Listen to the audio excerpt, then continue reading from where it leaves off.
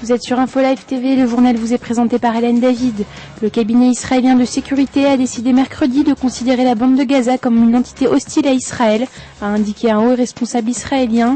Une décision qui ouvre la voie à des sanctions économiques contre ce territoire, contrôlé depuis la mi-juin par les terroristes du Hamas, suite à leur prise de pouvoir par la force. Le Hamas a réagi à cette décision en déclarant que celle-ci constituait une déclaration de guerre envers le peuple palestinien.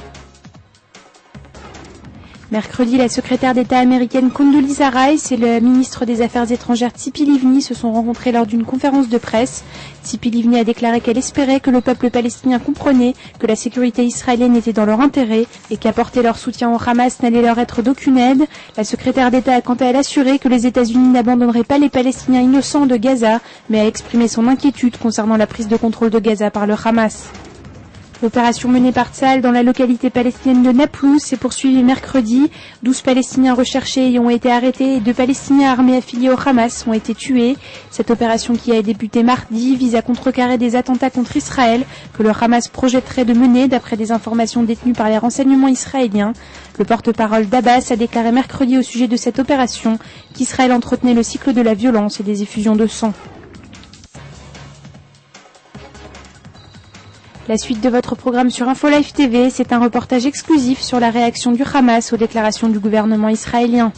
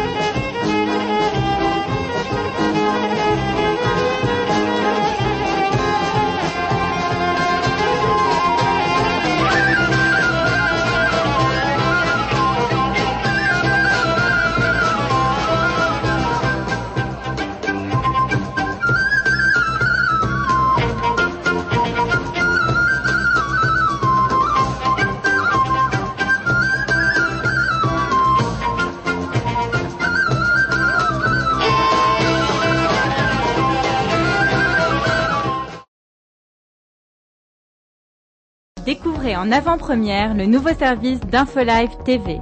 Recevez gratuitement chaque jour, en vidéo, les informations d'Israël et du Proche-Orient sur votre mobile. Pour vous abonner, entrez sur notre site www.infolive.tv et cliquez sur la bannière Service téléphone mobile. Aujourd'hui, le monde entier parle d'Israël. Mais qui parle d'Israël au monde entier, en temps réel, en 4 langues et en direct de Jérusalem? Infolive.tv, la première chaîne de télévision internationale israélienne. 24 heures sur 24, 7 jours sur 7, suivez de l'intérieur l'actualité d'Israël et du Moyen-Orient.